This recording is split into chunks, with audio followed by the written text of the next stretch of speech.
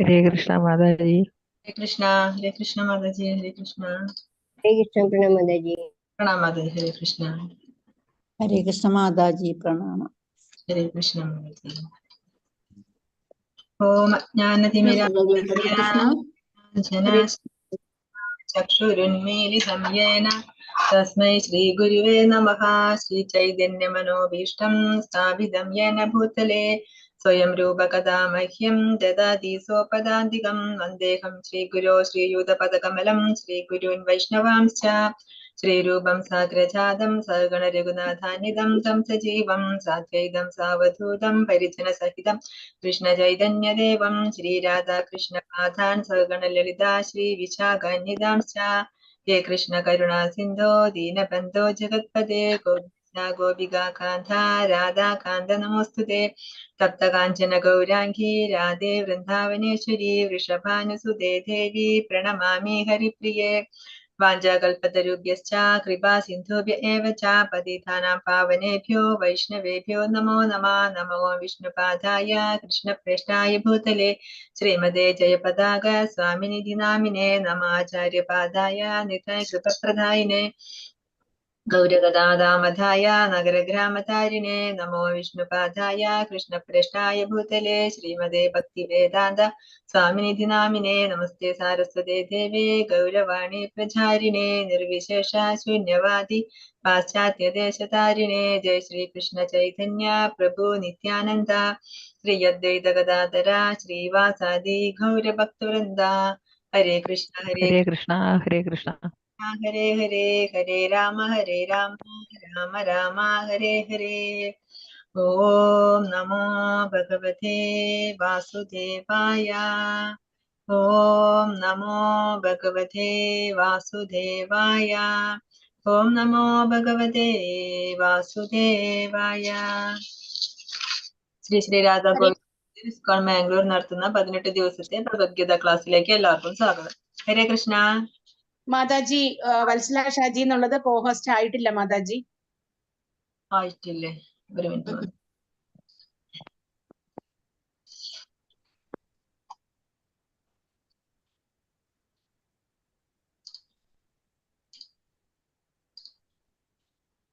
Thank you Mataji. ആയിട്ടോ. ഹരേ കൃഷ്ണ.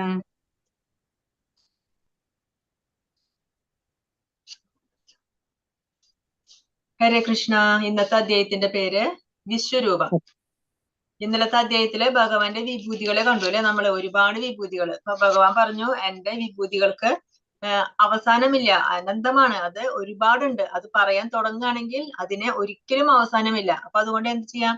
ഏറ്റവും പ്രധാനപ്പെട്ടത് മാത്രം ഞാൻ, വളരെ കുറച്ച് മാത്രം ഞാൻ നിനക്ക് പറഞ്ഞു തരാം എന്ന് പറഞ്ഞിട്ട് ഭഗവാൻ എത്ര വിഭൂതികളെ പറ്റി പറഞ്ഞു? 82 വിഭൂതികളെ പറ്റിയിട്ടാണ് ഭഗവാൻ അർജുനനെ പറഞ്ഞു കൊടുത്തത്. എന്നിട്ട് പറഞ്ഞു എന്താ? ഏകാംശേന സ്ഥിതോ ജഗത്. എന്റെ ഒരു ചെറിയ അംശം കൊണ്ട്, ഒരു വളരെ ചെറിയ ഒരു അംശം കൊണ്ടാണ് ഈ ജഗത്ത് മുഴുവൻ നിലനിന്ന് പോകുന്നത് എന്ന് പറഞ്ഞു. അപ്പൊ ഈ അധ്യായത്തിൽ എന്താണ്? അത് എങ്ങനെയാണ് ഭഗവാൻ ഈ ഒരു ചെറിയ അംശം കൊണ്ട് ഈ ജഗത്ത് മുഴുവൻ എങ്ങനെയാണ് ഭഗവാൻ വ്യാപിച്ചു നിൽക്കുന്നത്, അത് അർജുനന് കാണിച്ചു കൊടുക്കുന്നതാണ് ഈ അധ്യായത്തില്. അധ്യായത്തിന്റെ പേരാണ് വിശ്വരൂപം. അർജുന ഉവാച മദനുഗ്രഹായ പരമം ഗുഹ്യമധ്യാത്മസംനിധം യത്വയോക്തം വചസ്തേന മോഹോയം വിഗതോ മമ. അർജുനൻ പറഞ്ഞു, പരമഗുഹ്യങ്ങളായ ആധ്യാത്മിക വിഷയങ്ങളെ കുറിച്ച് അങ്ങ് എനിക്ക് ദയാപൂർവം നൽകിയ ഉപദേശങ്ങൾ കേട്ടതിനാൽ എന്റെ വ്യാമോഹങ്ങൾ ഇപ്പോൾ തീർന്നിരിക്കുന്നു. അപ്പൊ എന്താ പറയുന്ന അർജുനൻ? അങ്ങ് പരമരഹസ്യമായിട്ടുള്ള ആധ്യാത്മികമായ വിഷയങ്ങളെ കുറിച്ച് എനിക്ക് ഒരുപാട് പറഞ്ഞു തന്നു, ഒരുപാട് ജ്ഞാനം അങ്ങ് തന്നു, ഒരുപാട് ഉപദേശങ്ങൾ അങ്ങ് തന്നു. അതൊക്കെ ഉപദേശങ്ങളൊക്കെ കേട്ടപ്പോ ഇപ്പൊ എന്റെ വ്യാമോഹം ഒക്കെ തീർന്നു. അപ്പൊ അർജുനന്റെ പ്രശ്നം എന്തായിരുന്നു? അർജുനൻ വ്യാമോഹത്തിലായിരുന്നു അല്ലെ. ഞാൻ കൊല്ലുന്നത് എന്റെ ബന്ധുക്കളെ ആണല്ലോ, എന്റെ മിത്രങ്ങളെയും സഹോദരന്മാരെയും ഒക്കെ ആണല്ലോ. ഇവരെ കൊന്നിട്ട് എനിക്ക് എങ്ങനെ സുഖിക്കാൻ കഴിയും എന്നൊക്കെ ആലോചിച്ച് ഞാനൊരു ക്ഷത്രിയനാണ്, ഇതെന്റെ കർത്തവ്യമാണ് എന്ന് അതൊക്കെ മറന്ന് ആകെ വ്യാമോഹത്തിൽ പെട്ടിരിക്കുകയായിരുന്നു. അപ്പൊ ഭഗവാന്റെ അടുത്ത് പറയാണ് അർജുനൻ, ഇപ്പൊ എന്റെ വ്യാമോഹമൊക്കെ തീർന്നു, അങ്ങ് എനിക്ക് ഒരുപാട് ഉപദേശങ്ങളൊക്കെ തന്നു. ആ ഉപദേശങ്ങളൊക്കെ കേട്ടപ്പോ ഇപ്പൊ എന്റെ വ്യാമോഹങ്ങളൊക്കെ തീർന്നിരിക്കുന്നു കൃഷ്ണ എന്ന് അർജുനൻ പറയുന്നു ഭഗവാന്റെ അടുത്ത്. ഏവമേതത് യഥാ തത്വം ആത്മാനം പരമേശ്വര ദ്രഷ്ടുമിച്ഛാമി തേ രൂപം ഐശ്വര്യം പുരുഷോത്തമ. ഹേ പരമപുരുഷോത്തമ, ഹേ പരമ്പൊരുളെ, അങ്ങ് തന്നെ സ്വയം വിവരിച്ചതുപോലെയുള്ള അവിടുത്തെ യഥാർത്ഥമായ സ്ഥിതിയിൽ ഞാൻ അങ്ങയെ എന്റെ മുമ്പിൽ കാണുന്നുവെങ്കിലും ഈ വിശ്വാവിഷ്കാരത്തിലെങ്ങും അങ്ങ് ഉൾച്ചേർന്ന് നിൽക്കുന്നത് എങ്ങനെയെന്ന് കാണാൻ എനിക്ക് ആഗ്രഹമുണ്ട്. അങ്ങയുടെ ആ രൂപം എനിക്ക് കാണണം. അപ്പൊ എന്താ പറയുന്നത് അർജുനൻ? അങ്ങ് ഇപ്പൊ ഇതാണ് അങ്ങയുടെ യഥാർത്ഥ രൂപം എന്ന് അങ്ങ് പറഞ്ഞു. പക്ഷെ എനിക്കൊരാഗ്രഹമുണ്ട്, ഈ വിശ്വാവിഷ്കാരത്തിൽ എങ്ങും അങ്ങ് നിൽക്കുന്നുണ്ട്, അങ്ങയുടെ ഒരു ചെറിയ അംശം കൊണ്ട് ഈ വിശ്വത്തെ മുഴുവൻ നിലനിർത്തുന്നെന്ന് അങ്ങ് എൻ്റെ അടുത്ത് പറഞ്ഞല്ലോ. അതെങ്ങനെയാണ് ഈ വിശ്വത്തിൽ മുഴുവൻ അങ്ങ് എങ്ങനെയാണ് നിൽക്കുന്നത്, എങ്ങനെയാണ് അങ്ങ് ഒളിച്ചേർന്ന് നിൽക്കുന്നത്, അതെനിക്ക് കാണണം എന്ന് ആഗ്രഹമുണ്ട്. അപ്പൊ അതുകൊണ്ട് അങ്ങ് എനിക്ക് ആ രൂപത്തെ പറ്റി കാണിച്ചു തരണം. അപ്പൊ ഒരാഗ്രഹം അർജുനന്, അതായത് ഭഗവാൻ പറഞ്ഞു, ഞാൻ എന്റെ വിഭൂതികള് വളരെ കുറച്ച് വിഭൂതികളെ ഞാൻ പറയുന്നുള്ളൂ എന്ന് പറഞ്ഞിട്ട് വിഭൂതികൾ പറഞ്ഞു. അപ്പൊ അർജുനന് ഒരു ആഗ്രഹം തോന്നുകയാണ്, അതെങ്ങനെയായിരിക്കും ഭഗവാന്റെ ഈ ശക്തി ഈ പ്രപഞ്ചത്തിൽ എങ്ങനെയായിരിക്കും, ഈ പ്രപഞ്ചത്തിൽ മുഴുവൻ എങ്ങനെയായിരിക്കും ഭഗവാൻ നിൽക്കുന്നുണ്ടായിരിക്കുക, അതൊന്ന് കാണണം ഒരാഗ്രഹം പറയാണ് അർജുനൻ. പക്ഷെ യഥാർത്ഥത്തിൽ അർജുനൻ അങ്ങനെ ആഗ്രഹം ഉണ്ടോ? കാരണം അർജുനൻ തന്നെ തൊട്ട് മുമ്പത്തെ ശ്ലോകത്തിൽ പറയുന്നത് എന്താണ്? എന്റെ വ്യാമോഹം എല്ലാം തീർന്നു പോയി കൃഷ്ണ എന്ന് അർജുനൻ പറയുന്നുണ്ട്. അടുത്ത ശ്ലോകത്തിൽ അർജുനൻ പറയാണ് എനിക്ക് ആ രൂപം കാണണം. അപ്പൊ അർജുനന് ശരിക്കും അങ്ങനെ ഒരു കാണാൻ ആഗ്രഹം ഉണ്ടോ? യഥാർത്ഥത്തില് അർജുനൻ അങ്ങനെ പറയുന്നത് ആർക്ക് വേണ്ടിയിട്ടാണ്? നമുക്ക് വേണ്ടിയിട്ട്. അല്ലെങ്കില് ഭാവിയിൽ ഒരുപാട് പേര് വരുന്നുണ്ടോ? അപ്പൊ അവരൊക്കെ പറയും ഭഗവാൻ കൃഷ്ണനാണ് ഭഗവാൻ എന്ന് പറയുമ്പോ അവര് പറയും അത് അർജുനന്റെ സുഹൃത്താണല്ലോ ഭഗവാൻ, അർജുനന്റെ സുഹൃത്താണല്ലോ കൃഷ്ണൻ. അപ്പൊ അതുകൊണ്ട് അർജുനൻ പറയുന്നതാണ് ഇത് ഭഗവാനാണെന്ന്. അല്ലാതെ യഥാർത്ഥത്തിൽ കൃഷ്ണനൊന്നും അല്ല ഭഗവാൻ എന്ന് ഫ്യൂച്ചറിൽ ആളുകൾ പറയാൻ സാധ്യതയുണ്ട്. അപ്പൊ അങ്ങനെയുള്ളവർക്ക് ഇത് തന്നെയാണ് ഭഗവാൻ എന്ന് തെളിയിക്കുന്നതിന് വേണ്ടിയിട്ടാണ് അർജുനൻ ഇങ്ങനെ പറയുന്നത്. പിന്നെ അത് മാത്രല്ല, ഇനി ഭാവിയിൽ ഒരുപാട് പേര് വരും. അവര് കുറെ പേര് പറയും ഞാനാണ് ദൈവം, ഞാനാണ് കൃഷ്ണൻ, ദ്വാപരയുഗത്തില് ഞാനാണ് അവതരിച്ചത് കൃഷ്ണനായിട്ട്, ഇപ്പൊ ഇതാണ് എന്റെ കലിയുഗത്തിലെ അവതാരം എന്നൊക്കെ പറഞ്ഞിട്ട് കലിയുഗത്തിൽ ഒരുപാട് പേര് ഞാൻ ദൈവമാണ് എന്ന് പറഞ്ഞിട്ട് വരാൻ സാധ്യതയുണ്ട്. അങ്ങനെ വരുന്നവർക്ക് അപ്പൊ നമുക്ക് ചോദിക്കാം അവരുടെ അടുത്ത്, നിങ്ങളാണോ ദൈവം, എന്നാ നിങ്ങളുടെ വിശ്വരൂപം കാണിച്ചു തരൂ എന്ന് നമുക്ക് അവരുടെ അടുത്ത് ചോദിക്കാം. കാരണം അവര് ദൈവമാണെങ്കിൽ, അപ്പൊ അവര് പറയുന്നത് പോലെ അവര് ഭഗവാൻ ആണെങ്കിൽ തീർച്ചയായും അവർക്ക് വിശ്വരൂപം കാണിക്കാൻ പറ്റും. കാരണം ഭഗവാന്റെ വിശ്വരൂപം ഭഗവാൻ ഈ പ്രപഞ്ചം മുഴുവൻ ഉൾച്ചേർന്ന് നിൽക്കുന്നുണ്ടല്ലോ, അത് അവർക്ക് കാണിക്കാൻ പറ്റും. അപ്പൊ നമുക്ക് അവരോട് ചോദിക്കാം, അവരോട് പറയാം, ശരി നിങ്ങൾ ദൈവമാണെങ്കിൽ നിങ്ങളുടെ ആ വിശ്വരൂപം ഞങ്ങൾക്ക് കാണിച്ചു തരൂ എന്ന് പറയാം. അതിനും കൂടെ വേണ്ടിയിട്ടാണ് അർജുനൻ ഇങ്ങനെ ഒരു കാര്യം ഭഗവാന്റെ അടുത്ത് ആവശ്യപ്പെടുന്നത്. ശ്രീ ഭഗവാനുവാച പശ്യ മേ ഭക്തരൂപാണി ശതശോധസഹസ്രശഃ നാനാവിധാനി ദിവ്യാനി നാനാവർണാകൃതീനി ച. പരമദിവ്യതമ പുരുഷൻ പറഞ്ഞു, പ്രിയപ്പെട്ട അർജുന, പല വർണ്ണങ്ങളിലും പല ആകൃതികളിലും ഉള്ള എന്റെ 1000 ദിവ്യരൂപങ്ങൾ നീ കണ്ടുകൊള്ളു. അപ്പൊ ഭഗവാൻ പറയാണ്, അർജുന ഇതാ ഞാൻ കാണിച്ചു തരാൻ പോവാണ്, നീ ഇതാ കണ്ടോളൂ. നതു മാം ശക്യസേ ദ്രഷ്ടും അനേനൈവ സ്വചക്ഷുഷാ ദിവ്യം ദദാമി തേ ചക്ഷു പശ്യ മേ യോഗമൈശ്വരം. പക്ഷേ നിന്റെ ഈ നേത്രങ്ങൾക്ക് ഞാൻ ദൃശ്യനാവില്ല, അതുകൊണ്ട് നിനക്ക് ഞാൻ ദിവ്യ ചക്ഷുസ് നൽകുന്നു, എന്റെ വിഭൂതികളെ യഥേഷ്ടം കണ്ടുകൊള്ളു. അപ്പൊ ഭഗവാൻ പറഞ്ഞു, ശരി നിന്റെ ആഗ്രഹമല്ലേ, ഞാൻ നിനക്ക് കാണിച്ചു തരാം. പക്ഷേ നിന്റെ ഈ കണ്ണുകൊണ്ട് എന്നെ കാണാൻ പറ്റില്ല. കാരണം നിന്റെ ഈ കണ്ണ് ഈ ഭൗതിക ശരീരമാണ് നിന്റെ. അപ്പൊ നിന്റെ കണ്ണ് ഭൗതികമാണ്. ഈ ഭൗതികമായ ഇന്ദ്രിയങ്ങൾ കൊണ്ട് നമുക്ക് ഒരിക്കലും ഭഗവാനെ മനസ്സിലാക്കാൻ സാധിക്കില്ല. അപ്പൊ അതുകൊണ്ട് നിന്റെ ഈ കണ്ണുകൊണ്ട് എന്നെ കാണാൻ പറ്റില്ല, ഞാൻ ദൃശ്യനാവില്ല. അതുകൊണ്ട് നിനക്ക് ഞാൻ ദിവ്യ ചക്ഷുസ് നൽകാം, നിനക്ക് ഞാൻ ദിവ്യ നേത്രം തരാം. ആ ദിവ്യ നേത്രം കൊണ്ട് മാത്രമേ എന്റെ വിഭൂതികളെ, എന്റെ ഈ വിശ്വരൂപത്തെ കാണാനായിട്ട് നിനക്ക് സാധിക്കുള്ളൂ. നമ്മൾ 3D സിനിമകളൊക്കെ കാണാല്ലേ, അതിലെ ഒരു കണ്ണട ഉണ്ടായിരിക്കും. ആ കണ്ണട ഉണ്ടെങ്കിൽ മാത്രമേ യഥാർത്ഥത്തിൽ ആ സിനിമ എന്താന്നുള്ളത് നമുക്കത് മനസ്സിലാവുള്ളൂ. അല്ലാന്നുണ്ടെങ്കിൽ നമ്മൾ വെറുതെ കണ്ടിരുന്നാൽ നമുക്ക് മനസ്സിലാവില്ല. എന്തിനാ ഈ 3D സിനിമ ഇങ്ങനെ ഇത് വെച്ചിട്ട് കാണുന്നത്? ആ സിനിമ കാണുമ്പോ നമുക്ക് തോന്നും എന്തെങ്കിലും പിടിക്കാൻ വരുമ്പോ നമുക്ക് തോന്നും നമ്മളെ പിടിക്കാൻ വരുന്നത് പോലെ. അതുപോലെ എന്തെങ്കിലും തരുമ്പോ നമുക്ക് ഇത് നമ്മുടെ മുമ്പിൽ തരുന്ന പോലെ നമുക്ക് ഇങ്ങനെ വാങ്ങാൻ തോന്നും. അപ്പൊ അതുപോലെ അങ്ങനെ നമുക്കത് ഫീൽ ചെയ്യണമെങ്കിൽ എന്ത് വേണം? ആ കണ്ണട ഉണ്ട് അതിന്റെ. നമ്മുടെ കണ്ണട എന്ന് വെച്ചാൽ പറ്റില്ല, അതിന്റെ ഒരു കണ്ണടയുണ്ട്. ആ കണ്ണട വെച്ചാൽ മാത്രമേ നമുക്ക് അത് കാണാൻ പറ്റുള്ളൂ. അതുപോലെയാണ് ഭഗവാൻ പറയുന്നത്, എന്നെ കാണണമെന്നുണ്ടെങ്കിൽ നിന്റെ കണ്ണുകൊണ്ട് പറ്റില്ല, ഞാൻ നിനക്ക് അതിനു വേണ്ടി ദിവ്യ നേത്രം തരണം. ഇതെന്താ? മൈക്രോസ്കോപ്പ്. അതായത് വളരെ സൂക്ഷ്മമായിട്ടുള്ള സാധനങ്ങളൊക്കെ നമുക്ക് കാണണമെങ്കിൽ ഇതിലൂടെ നോക്കിയാൽ കാണാം. പക്ഷെ ഇതിലൂടെ നമുക്ക് ഭഗവാനെ കാണാൻ പറ്റുമോ? ആത്മാവിനെ കാണാൻ പറ്റുമോ ഇതിലൂടെ? മൈക്രോസ്കോപ്പിലൂടെ നോക്കി കഴിഞ്ഞാൽ കാണാൻ പറ്റില്ല അല്ലെ? അതുപോലെ ടെലിസ്കോപ്പ് വളരെ ദൂരെയുള്ള സാധനങ്ങൾ കാണാനുള്ളതാ. നമുക്ക് ഇതിലൂടെ നോക്കിയാൽ ഭഗവാന്റെ ഗോലോക വൃന്ദാവനും ഭഗവാനെയും രാധാറാണിനെയും എല്ലാവരെയും കാണാൻ പറ്റുമോ?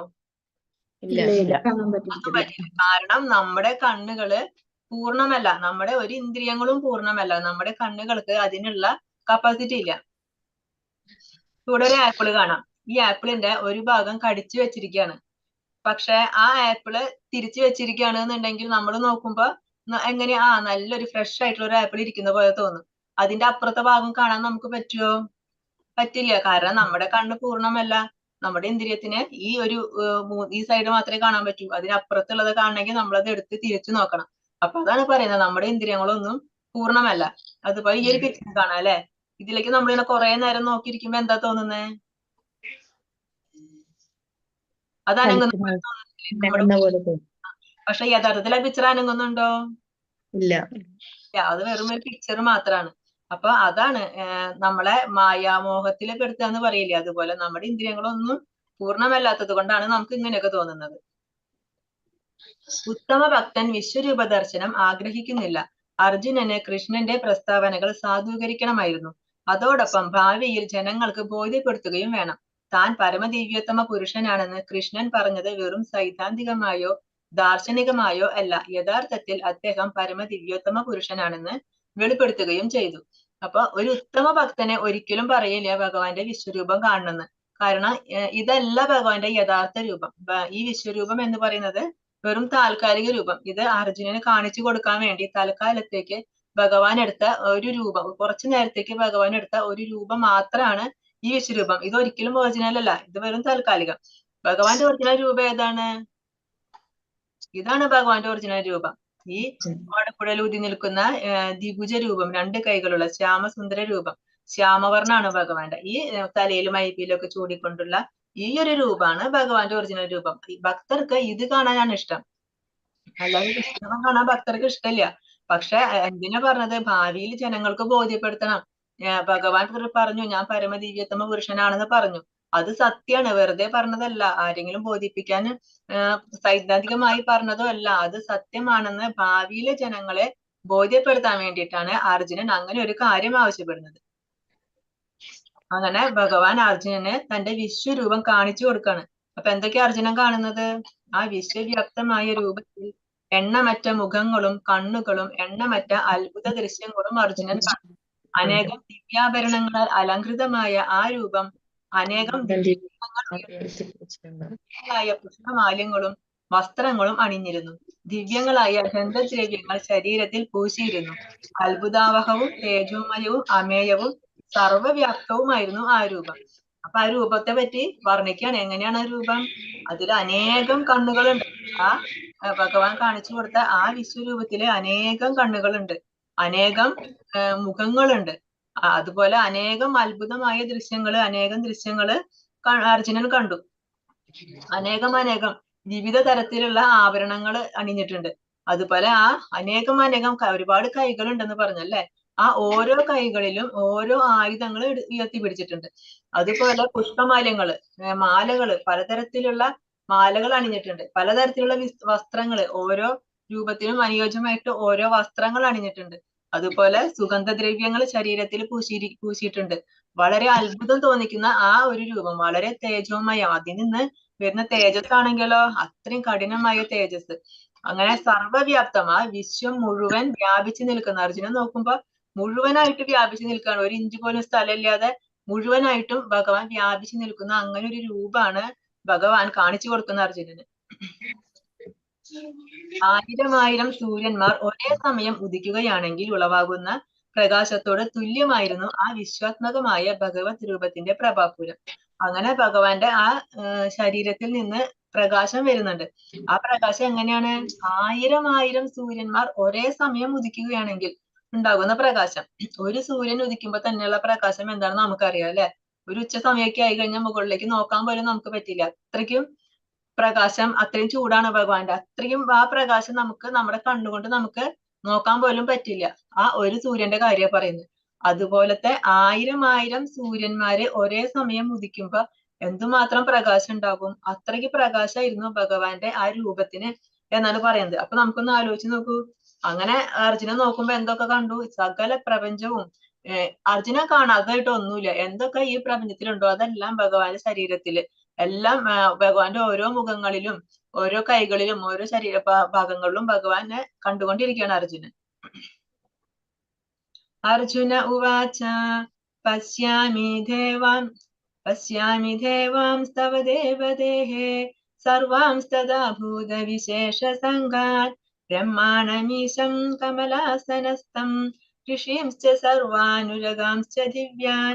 അർജുനൻ പറഞ്ഞു, കൃഷ്ണ, അവിടുത്തെ ശരീരത്തിൽ സകല ദേവന്മാരെയും മറ്റു സകല ജീവജാലങ്ങളെയും ഞാൻ കാണുന്നു. മാത്രമല്ല താമരപ്പൂവിൽ ഇരുന്നരുളുന്ന ബ്രഹ്മദേവൻ, അതുപോലെ ശിവൻ, ഋഷികൾ, ദിവ്യ സർപ്പഗണങ്ങൾ എന്നിവരെയും ഞാൻ കാണുന്നു. അപ്പൊ എന്തൊക്കെയാണ് കണ്ടത്? അർജുനൻ പറയാണ്, സകല ദേവന്മാരെയും ഞാൻ അങ്ങയുടെ ശരീരത്തിൽ കണ്ടു. അത് മാത്രല്ല സകല ജീവജാലങ്ങളെയും കണ്ടു. ഈ ഭൂമിയിലുള്ള മനുഷ്യര് മാത്രല്ല, ഉറുമ്പ് തൊട്ട് ബ്രഹ്മാവ് വരെയുള്ള സകല ജീവജാലങ്ങളെയും ഞാൻ കണ്ടു. അത് മാത്രല്ല ആ താമരപ്പൂവിലിരിക്കുന്ന ആ ബ്രഹ്മാവിനെ ഞാൻ കണ്ടു. മഹാദേവനെ ഞാൻ കണ്ടു. മറ്റു ഋഷികള്, അനേകം സർപ്പങ്ങള്, സർപ്പഗണങ്ങള്, ഇതൊക്കെ ഞാൻ കാണുന്നുണ്ട്. അങ്ങനെ അപ്പൊ അർജുനൻ പറയാണ് കൃഷ്ണന്റെ അടുത്ത്, ഭഗവാന് ഞാൻ ഇതൊക്കെയാണ് ഞാൻ കാണുന്നത് എന്ന് പറഞ്ഞിട്ട്. എന്തൊക്കെയാ കാണുന്നത്? ബ്രഹ്മദേവനും ശിവനും സകല ദേവന്മാരും 33 കോടി ദേവന്മാരും ഉണ്ടെന്നാ പറയുന്നത്. ആ ദേവന്മാരെ മുഴുവൻ കണ്ടു. പിന്നെ സകല ജീവജാലങ്ങളും സകല ചരാചരങ്ങളും എല്ലാം ഭഗവാന്റെ ആ ശരീരത്തിലെ അർജുനൻ കാണുന്നു. അല്ലയോ ജഗന്നാഥ, വിശ്വരൂപ, അങ്ങയുടെ ശരീരത്തിൽ എല്ലായിടത്തും എണ്ണമറ്റ കൈകളും ഉദരങ്ങളും വായ്കളും കണ്ണുകളും ഉരുത്തിരിഞ്ഞു വരുന്നു. ഇവയ്ക്ക് അവസാനമില്ല. ആദിയോ മധ്യമോ അന്തമോ ഞാൻ കാണുന്നില്ല. അർജുനൻ പറയാണ് ഭഗവാന്റെ അടുത്ത്, കൃഷ്ണ, അങ്ങയുടെ ശരീരത്തിന്റെ എണ്ണമറ്റ കൈകള് എല്ലായിടത്തും, ശരീരത്തിന്റെ എല്ലായിടത്തും എണ്ണമറ്റ കൈകളാണ് ഞാൻ കാണുന്നത്. അതിനെ എത്രയുണ്ടെന്ന് എണ്ണി തിട്ടപ്പെടുത്താൻ പോലും സാധിക്കില്ല. അനേകം കൈകൾ ഞാൻ കാണുന്നു. അതുപോലെ ഉദരങ്ങള്, അനേകം ഉദരങ്ങൾ കാണുന്നു. വായ്കൾ കാണുന്നു. അനേകം കണ്ണുകൾ ഉരുത്തിരിഞ്ഞു വരുന്നു. ഈ നോക്കും തോറും വീണ്ടും ഇങ്ങനെ വന്നുകൊണ്ടിരിക്കുകയാണ്. കൈകളും ഉദരങ്ങളും കാലുകളും വായുകളും ഓരോ അവയവങ്ങളും അർജുനൻ നോക്കിക്കൊണ്ടിരിക്കുമ്പോ തന്നെ വീണ്ടും ഇങ്ങനെ വന്നുകൊണ്ടിരിക്കുകയാണ്. ഇവയ്ക്ക് അവസാനമില്ല. ഇവയ്ക്ക് ഒരു അവസാനം ഞാൻ കാണുന്നില്ല. കാരണം ഇതിങ്ങനെ പിന്നെയും ഇങ്ങനെ വന്നുകൊണ്ടേയിരിക്കുന്നു. ഇതിനൊരു ആദ്യം കാണുന്നില്ല. ഇതിന്റെ തുടക്കം എവിടെയാണ്? അതും എനിക്ക് കാണാൻ പറ്റുന്നില്ല. ഈ ശരീരം, അങ്ങയുടെ ഈ ഇപ്പൊ കാണിച്ചു തന്ന ഈ രൂപം ഉണ്ടല്ലോ, ഈ വിശ്വരൂപം, ആ രൂപത്തിന്റെ തുടക്കം എവിടെയാണ്, ഏത് ഭാഗത്താണെന്ന് നോക്കിയിട്ട് അതും അർജുനന് കാണാൻ പറ്റുന്നില്ല. ഇനി ഇതിന്റെ മധ്യഭാഗം ഏതാണെന്ന് ചോദിച്ചാൽ അതും മനസ്സിലാകുന്നില്ല. ഇതിന്റെ അന്തം, ഇതിന്റെ അവസാനം എവിടെയാണ്, അതും കാണുന്നില്ല. കാരണം പിന്നെയും ഇതിൽ നിന്ന് ഇങ്ങനെ വന്നുകൊണ്ടേയിരിക്കുകയാണ്. ആ ആളിക്കത്തുന്ന അഗ്നിയുടെയും മധ്യാഹ്ന സൂര്യന്റെയും പ്രകാശം പോലെ ചൂഴെ പരക്കുന്നതും കണ്ണഞ്ചിപ്പിക്കുന്നതുമായ മഹാജ്യോതിസ് കൊണ്ട് ദുർദൃശമാണ് അങ്ങയുടെ ഈ രൂപം. എങ്കിലും അനേക വിധത്തിലുള്ള കിരീടങ്ങളും ഗദകളും ചക്രങ്ങളും ധരിച്ച തേജോമയമായ ഈ രൂപം ഞാൻ എവിടെയും കാണുന്നു. ആളിക്കത്തുന്ന അഗ്നിയുടെ ചൂടും, അതുപോലെ മധ്യാഹ്ന സൂര്യന്റെ പ്രകാശം. മധ്യാഹ്ന സൂര്യൻ എന്ന് പറയുമ്പോ ആ ഉച്ച നേരത്തുള്ള സൂര്യന്റെ പ്രകാശം. ഉച്ച നേരത്താണ് സൂര്യൻ പ്രകാശത്തിന് കാഠിന്യം കൂടുന്നത്. ആ മധ്യാഹ്ന സൂര്യന്റെ പ്രകാശം, അതുപോലെ ആളിക്കത്തുന്ന അഗ്നിയുടെയും പ്രകാശം, ഇത് രണ്ടും കൂടെ ചേർന്ന് എങ്ങനെ ഉണ്ടായിരിക്കും? നമ്മൾ പറഞ്ഞു, ഒരു സൂര്യന്റെ ചൂട് പോലും നമുക്ക് എങ്ങനെയുണ്ടെന്ന് നമുക്ക് നോക്കാൻ പറ്റില്ല. അപ്പൊ അതേസമയം അനേകമായിരം ആ സൂര്യന്റെ അതോടൊപ്പം തന്നെ ഈ ആളിക്കത്തുന്ന അഗ്നിയുടെയും, ഇത് രണ്ടും കൂടെ ചേർന്നാലും എങ്ങനെ ഉണ്ടായിരിക്കും? അതുപോലെ ഒരു പ്രകാശമാണ് ഭഗവാന്റെ ഈ വിശ്വരൂപത്തിൽ നിന്ന്, ആ ശരീരത്തിൽ നിന്ന് വന്നുകൊണ്ടിരിക്കുന്നത്. അർജുനൻ അതിനെ നോക്കാൻ പോലും പറ്റുന്നില്ല, അത്രയും വലിയ പ്രകാശമാണ് അതിൽ നിന്ന് വന്നുകൊണ്ടിരിക്കുന്നത്. പിന്നെ കണ്ണഞ്ചിപ്പിക്കുന്ന ആ മഹാജ്യോതിസ് കൊണ്ട് ദുർദൃശ്യമാണ് അങ്ങയുടെ രൂപം. ആ അങ്ങയുടെ ശരീരത്തിൽ നിന്ന് മഹാജ്യോതിസ് വരുന്നുണ്ട്. അതാണ് പറഞ്ഞത്, ആനകക്കോടി സൂര്യന്റെയും ഒരു അഗ്നിയുടെയും ചൂട് പ്രകാശം ഒരുമിച്ച് വന്നാലത്തെ അവസ്ഥ.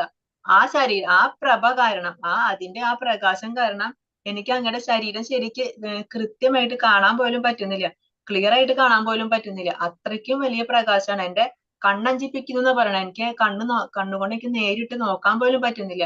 അത്രയും കണ്ണഞ്ചിപ്പിക്കുന്ന ആ ജ്യോതിസ് കൊണ്ട് അങ്ങയുടെ ഈ രൂപം വളരെ ദുർദൃശ്യമാണ്. എനിക്ക് കാണാൻ സാധിക്കുന്നില്ല. എങ്കിലും ഞാൻ അതിൽ കാണുന്നുണ്ട്. എന്തൊക്കെ കാണുന്നുണ്ട്? അനേക വിധത്തിലുള്ള കിരീടങ്ങള്. ഭഗവാന് കുറെ ശിരസ് ഉണ്ടെന്ന് പറഞ്ഞു.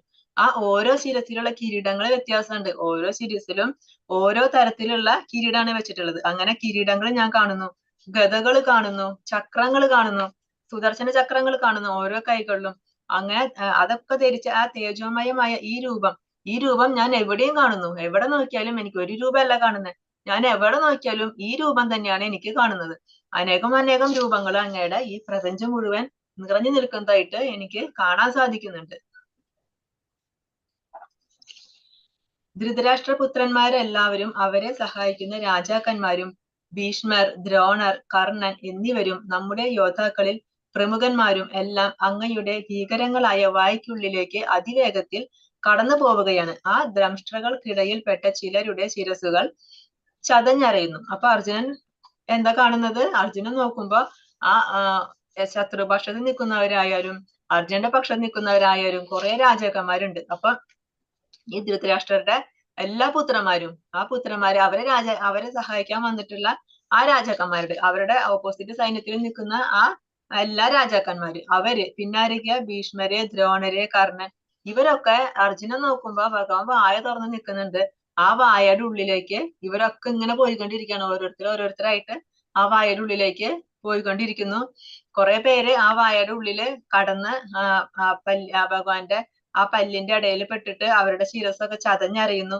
കുറെ പേര് പോയി കഴിഞ്ഞു, കുറെ പേര് പോയിക്കൊണ്ടിരിക്കുന്നു, വായുടെ ഉള്ളിലേക്ക് കടക്കുന്നു, കുറെ പേര് അങ്ങനെ എത്തിക്കൊണ്ടിരിക്കുന്നു. ഇങ്ങനെ അർജുനൻ നോക്കുമ്പോ ഇവരെല്ലാവരും വളരെ വേഗത്തിൽ ഇങ്ങനെ പോയിക്കൊണ്ടിരിക്കുകയാണ് ആ ഭഗവാന്റെ. അതായത് ഭഗവാൻ കാണിക്കുന്നത് എന്താണ്? കാലരൂപം, ഭഗവാന്റെ ആ കാലരൂപം. എങ്ങനെയാണ് ഭഗവാൻ സംഹരിക്കുന്നത്? ഭഗവാൻ പറഞ്ഞിട്ടുണ്ട് അല്ലെ, സൃഷ്ടി, സ്ഥിതി, സംഹാരം ഇതൊക്കെ ആരാണ് ചെയ്യുന്നത്? ഇതൊക്കെ ഞാൻ തന്നെയാണ് ചെയ്യുന്നത് എന്ന് ഭഗവാൻ മുമ്പേ പറഞ്ഞിട്ടുണ്ട്. അപ്പൊ എങ്ങനെയാണ് ഭഗവാൻ ആ സംഹാരം ചെയ്യുന്നത്? ആ കാലരൂപത്തിൽ ഭഗവാൻ എങ്ങനെയാണ് സംഹരിക്കുന്നത് എല്ലാവരെയും? അത് ഭഗവാൻ അർജുനന് കാണിച്ചു കൊടുക്കാണ്. ഓരോരുത്തരും, ഓരോ രാജാക്കന്മാരും വളരെ വേഗത്തിൽ പോയിക്കൊണ്ടിരിക്കുകയാണ്, ഭഗവാന്റെ വായിലേക്ക് ഇങ്ങനെ പോയിക്കൊണ്ടിരിക്കുകയാണ്. അതായത് നമ്മുടെ ആയുസ് തീരുന്നതിനനുസരിച്ചിട്ട് നമ്മൾ ഭഗവാന്റെ വായിലേക്ക് എത്തിക്കൊണ്ടിരിക്കുക എന്നുള്ളതാണ് കാണിക്കുന്നത്. അവരുടെ ഒക്കെ ആയുസ് തീരുന്നതിനനുസരിച്ചിട്ട് അവർ ഓരോരുത്തരായിട്ട് ഭഗവാന്റെ വായിലേക്ക് കടക്കുന്നു. കുറെ പേരൊക്കെ വായിൽ കടന്നു. അർജുനൻ നോക്കുമ്പോ കുറെ പേരൊക്കെ പോയി. കുറെ പേര് ഭഗവാന്റെ വായില് ആ പല്ലിന്റെ ഉള്ളിൽ ഇങ്ങനെ അവരുടെ ചതഞ്ഞറിഞ്ഞു ഭഗവാൻ അവരെ ദംഷ്ട്രയ്ക്കുള്ളിൽ പെട്ട് ഞെരുക്കി ചതച്ചരക്കുകയാണ്. അപ്പൊ ഇപ്പൊ എന്താ മനസ്സിലായി ഇതിന്ന്? അർജുനന് മനസ്സിലായി ഇവരൊക്കെ മരിക്കാനുള്ളത് തന്നെയാണ്. ആക്ച്വലി ഭഗവാൻ ഇവരെയൊക്കെ കൊല്ലാനുള്ളതാണ്. അപ്പൊ ഭഗവാൻ പറയുന്നത് ഇവരൊക്കെ ആക്ച്വലി മരിക്കാനുള്ളതാണ്. ഇവരുടെയൊക്കെ ആയുസ് തീരാറായി. അതിനനുസരിച്ചിട്ടാണ് ഇവരെയൊക്കെ ഈ അധർമ്മികളെ ഒക്കെ ഞാൻ ഓൾറെഡി കൊന്നു കഴിഞ്ഞു. അതാണ് ഇവർ കാണുന്നത്. ഇവരൊക്കെ എന്റെ വായിലകപ്പെട്ട് ഇങ്ങനെ ചതഞ്ഞറിയുന്നവരുടെ അവര് മരിച്ചു കഴിഞ്ഞു. അവര് ഓൾറെഡി മരിച്ചു കഴിഞ്ഞു. ഇനി എന്താ ചെയ്യേണ്ടത്? നീ ഒരു ഉപകരണം മാത്രമേ ആവുന്നുള്ളൂ അവരെ കൊല്ലാനായിട്ട്. അതായത് ഇവരുടെ മരണമൊക്കെ നിശ്ചയിച്ചു കഴിഞ്ഞതാണ്. ഇവരുടെ ആയുസ്സൊക്കെ പണ്ടേ നിശ്ചയിച്ചു കഴിഞ്ഞതാണ്. അതിനനുസരിച്ചിട്ട് ഇവർക്ക് എന്തായാലും ശരീരം ഉപേക്ഷിക്കേണ്ടി വരും. അപ്പൊ അതിന് നീയൊരു നിമിത്തം, ഈ യുദ്ധം ഇതൊരു നിമിത്തം മാത്രം. പിന്നെ വെറുതെ ഒരു ആയുധമാക്കിയിട്ട്, ഇപ്പൊ നമ്മളൊരു ആയുധം കൊണ്ട് ഒരാളെ കൊന്നു, ഒരാളെ കത്തി കൊണ്ട് കുത്തി കൊന്നു, എന്നിട്ട് നമ്മൾക്ക് ഞാനല്ല കൊന്നത്, ആ കത്തിയാണ് കൊന്നത് എന്ന് പറയാൻ പറ്റുമോ? ഇല്ല. അതുപോലെ ഭഗവാൻ പറയുന്നത് നീ ഒരു ആയുധം മാത്രം ആവുന്നുള്ളൂ. അവരെ കൊല്ലാനുള്ള ഒരായുധം മാത്രമാണ് നീ. അവരെ ഓൾറെഡി ഞാൻ കൊന്നു കഴിഞ്ഞു എന്ന് ഭഗവാൻ കാണിച്ചു കൊടുക്കുന്നതാണ് അർജുനന് കാലരൂപത്തിലൂടെ. ദേവാദിദേവ, ഉഗ്രമൂർത്തെ, അങ്ങ് ആരാണെന്ന് പറഞ്ഞു തരൂ. ഞാൻ പ്രണമിക്കുന്നു. എന്നിൽ കനിയണമേ. ആദിപുരുഷനായ അങ്ങയെ എനിക്ക് അറിയണം. അങ്ങയുടെ ദൗത്യം എന്തെന്ന് എനിക്ക് മനസ്സിലാകുന്നില്ല. അപ്പൊ ഇത് കണ്ടപ്പോ അർജുനന് മനസ്സിലായി. അപ്പൊ അർജുനൻ പറയാണ്, കൃഷ്ണ യഥാർത്ഥത്തിൽ അങ്ങ് ആരാണ്? ദേവാദിദേവ, ദേവന്മാരുടെ അധിപനായ ദേവ, അങ്ങ് ആരാണ്? അങ്ങയുടെ ഈ ഉഗ്രമൂർത്തി കണ്ടിട്ട് എനിക്ക് മനസ്സിലാവുന്നില്ല. യഥാർത്ഥത്തിൽ അങ്ങ് ആരാണ്?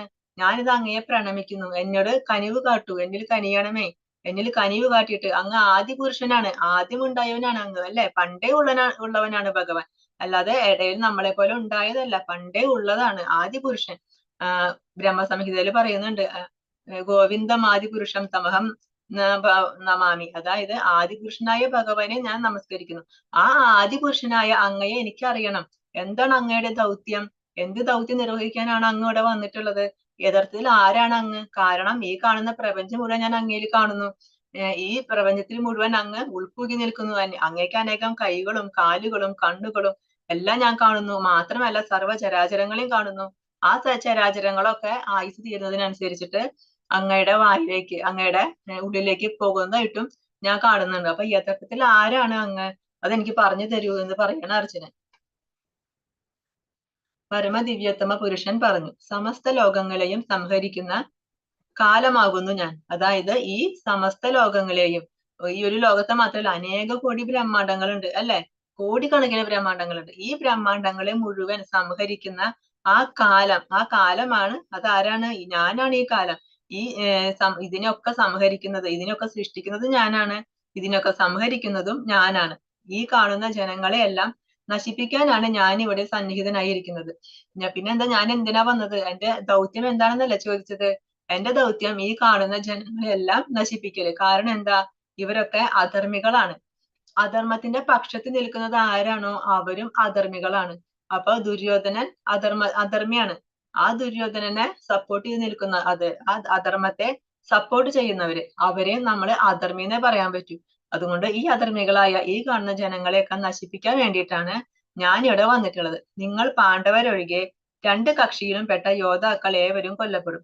അപ്പൊ ഈ യുദ്ധം കഴിയുന്നതോടുകൂടി നിങ്ങൾ പാണ്ഡവര് ഈ 5 പേര്, ഈ 5 പേരൊഴികെ ബാക്കി 2 കക്ഷിയിലും പെട്ട യോദ്ധാക്കളെ എല്ലാവരും കൊല്ലപ്പെടും. അപ്പൊ യുദ്ധം കഴിയുമ്പോ നിങ്ങൾ 5 പേരും മാത്രമേ ഉണ്ടായിരിക്കുള്ളൂ. കാരണം അവര് ധർമ്മിഷ്ഠരാണ്, ധർമ്മയുദ്ധാണല്ലേ നടക്കുന്നത്. അപ്പൊ ഭഗവാൻ പറയാണ്, ഈ യുദ്ധം കഴിയുന്നതോടു കൂടി നിങ്ങൾ മാത്രമേ ഉണ്ടാവുള്ളൂ. ബാക്കി 2 കക്ഷിയിലും പെട്ട യോദ്ധാക്കളെ എല്ലാവരും കൊല്ലപ്പെടും. അപ്പൊ എന്റെ ദൗത്യം എന്താണ്? ഞാൻ കാലമാണ്, എല്ലാത്തിനും സംഹരിക്കുന്ന ആ കാലമാണ് ഞാൻ. ഈ ജനങ്ങളെയൊക്കെ നശിപ്പിക്കാൻ വേണ്ടിയാണ് ഞാൻ വന്നിട്ടുള്ളത്. അതുകൊണ്ട് ഞാൻ ഇവരെ നശിപ്പിക്കുകയും ചെയ്യും. നിങ്ങൾ പാണ്ഡവരൊഴികെ ബാക്കി എല്ലാവരെയും ഞാൻ നശിപ്പിക്കും. അതുകൊണ്ട് അർജുന, നീ എന്താ ചെയ്യേണ്ടത്? അതിനാൽ എഴുന്നേൽക്കൂ, പൊരുതി യശസ് നേടാൻ തയ്യാറാകൂ. ശത്രുക്കളെ ജയിച്ചിട്ട് സമൃദ്ധമായ രാജ്യം ഭരിക്കൂ. ഞാൻ അവരെ മുമ്പ് തന്നെ കൊന്നുകഴിഞ്ഞു. നീ കേവലം ഒരു ആയുധമാവുന്നതേ ഉള്ളൂ സവ്യസാചി. സവ്യസാചി എന്ന് വെച്ചാൽ എന്താണ് അർത്ഥം? 2 കൈ കൊണ്ടും യുദ്ധം ചെയ്യാൻ പറ്റും. ഒരേ സമയം തന്നെ 2 കൈ കൊണ്ടും, അതായത് വലത് കൈ കൊണ്ട് യുദ്ധം ചെയ്യാം, അതേ ബലത്തിൽ തന്നെ ഇടത് കൈ കൊണ്ട് യുദ്ധം ചെയ്യാനായിട്ട് പറ്റും. അതുകൊണ്ടാണ് സവ്യസാചി എന്ന് വിളിക്കുന്നത്. അർജുനന്റെ ഒരു പേരാണത്.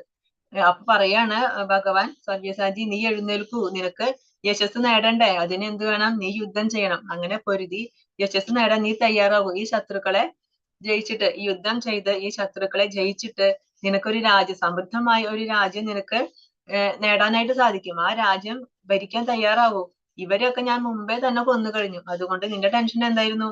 ഞാൻ കൊല്ലുന്നത് എന്റെ ബന്ധുക്കളെ അല്ലേ, എന്റെ സുഹൃത്തുക്കളെ അല്ലേ, എന്റെ സഹോദരന്മാരെ അല്ലേ, എനിക്ക് അവരെ കൊല്ലാൻ പറ്റില്ല എന്നല്ലേ നിന്റെ വിഷമം.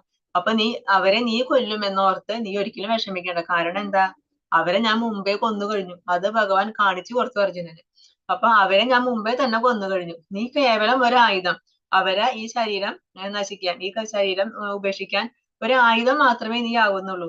അല്ലാതെ നീയല്ല അവരെ കൊല്ലുന്നത് ഞാനാണ്. അത് ഞാൻ മുമ്പേ തന്നെ ചെയ്തു കഴിഞ്ഞു. അതുകൊണ്ട് നീ എന്ത് ചെയ്യണം? നീ വേഗം എഴുന്നേൽക്കൂ. നമുക്ക് യുദ്ധം ചെയ്ത് യശസ് നേടാനായിട്ടും അതിനുശേഷം ആ രാജ്യം ഭരിക്കാനും തയ്യാറായി നീ എഴുന്നേൽക്കൂ അർജുന എന്നാണ് ഭഗവാൻ പറയുന്നത്. അപ്പൊ ഇത് കണ്ടപ്പോ അർജുനന് സങ്കടമായി. അതെന്താ? കാരണം ഇത്രയും കാലം അർജുനൻ സുഹൃത്താണെന്നുള്ള രീതിയിൽ ഭഗവാന്റെ അടുത്ത് ഒട്ടും ബഹുമാനം ഒന്നും കാണിക്കാണ്ടാണ് സംസാരിച്ചിരുന്നത്. അതുപോലെ മറ്റുള്ളവർ കൂടിയിരിക്കുന്ന സമയത്തായാലും അല്ലെങ്കിൽ ഒറ്റയ്ക്ക് ഇരിക്കുമ്പോഴായാലും കളിയാക്കും, പരിഹസിക്കും, അങ്ങനെയൊക്കെ ചെയ്യും. നമ്മളൊക്കെ അങ്ങനെ ചെയ്യില്ലേ? സുഹൃത്തുക്കളുടെ അടുത്താണെങ്കിൽ നമുക്ക് ബഹുമാനത്തോടു കൂടിയാണ് നമ്മൾ ആരെങ്കിലും സംസാരിക്കുക. ഫ്രണ്ട്സിന്റെ അടുത്ത് അല്ലാതെ നമ്മൾ കളിയാക്കും, തിരിച്ച് നമ്മളെയും കളിയാക്കും, പരിഹസിക്കും. അതൊരു തമാശ പോലെ നമ്മൾ അങ്ങോട്ടും ഇങ്ങോട്ടൊക്കെ പരിഹസിക്കും, തോളത്ത് കൈയിട്ടിട്ടും മടിയിൽ കാല് കയറ്റി വെച്ചിട്ടും അങ്ങനെയൊക്കെ. അത് അത്രയും അടുത്ത സുഹൃത്തുക്കളാവുമ്പോ നമ്മൾ അങ്ങനെയായിരിക്കും. അതായത് ബഹുമാനമല്ല കൂടുതൽ ഉണ്ടായിരിക്കുക അതുപോലെ. അപ്പൊ അർജുനൻ അതുപോലെയാണ് കൃഷ്ണന്റെ അടുത്ത് പെരുമാറിയിരുന്നത്. പക്ഷെ ഇപ്പൊ അർജുനൻ മനസ്സിലാക്കാണ് ഇത്ര നാളും കണ്ട ആ കൃഷ്ണനല്ല, ഇത് യഥാർത്ഥത്തില് ഭഗവാനാണ് എന്നറിഞ്ഞപ്പോ അർജുനന് ബഹുമാനായി. അപ്പൊ അർജുനന് തോന്നാണ്, അയ്യോ ഞാൻ അന്ന് ചെയ്തൊക്കെ തെറ്റായുള്ള, ഞാൻ അങ്ങനെ ചെയ്യാൻ പാടില്ല, കാരണം ഇത്രയും വലിയ ആളോടാണോ ഞാൻ ഇങ്ങനെയൊക്കെ ചെയ്തത്. അങ്ങനെ തോന്നിയിട്ട് അർജുനൻ പറയാണ് ഭഗവാന്റെ അടുത്ത്, അങ്ങയുടെ മഹത്വം എന്തെന്നറിയാതെ സുഹൃത്തെന്ന് മാത്രം കരുതി ഹേ കൃഷ്ണ, ഹേ യാദവ, ചങ്ങാതി എന്നെല്ലാം ഞാൻ അങ്ങയെ സ്നേഹത്തിലോ സംഭ്രാന്തിയിലോ വിളിച്ചു പോന്നു.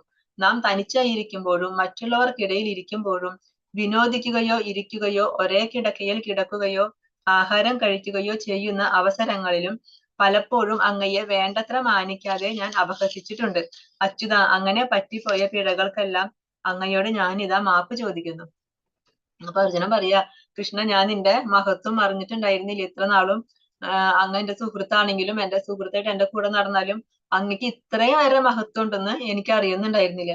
അവിടെ ഞാൻ കൃഷ്ണ, യാദവ, ചങ്ങാതി എന്നൊക്കെ ഞാൻ വിളിക്കാറുണ്ട്, സ്നേഹത്തിലൊക്കെ ഞാൻ വിളിക്കാറുണ്ട്, ചിലപ്പോ നമ്മുടെ കളികൾക്കിടയിലൊക്കെ ഞാൻ വിളിക്കാറുണ്ട്, ചിലപ്പോ ഞാൻ കളിയാക്കാറുണ്ട്, തമാശക്കായാലും കളിയാക്കാറുണ്ട്, നമ്മൾ ഒരുമിച്ച് ഒറ്റയ്ക്ക് ഇരിക്കുന്ന സമയത്തായാലും. അനി അതല്ല, കുറെ പേരുകളുടെ ഇടയിൽ ഇരിക്കുമ്പോഴായാലും നമ്മൾ എന്തെങ്കിലും വിനോദത്തിൽ ഏർപ്പെടുന്ന സമയത്തായാലും ഞാൻ അങ്ങനെ കളിയാക്കാറുണ്ട്.